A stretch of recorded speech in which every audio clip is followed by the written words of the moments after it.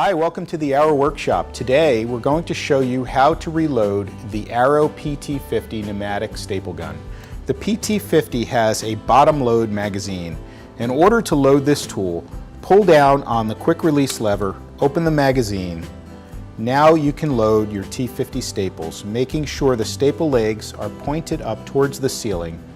Drop them into the magazine, close the magazine until it locks, and now you can fire staples. We hope you enjoy your new tool.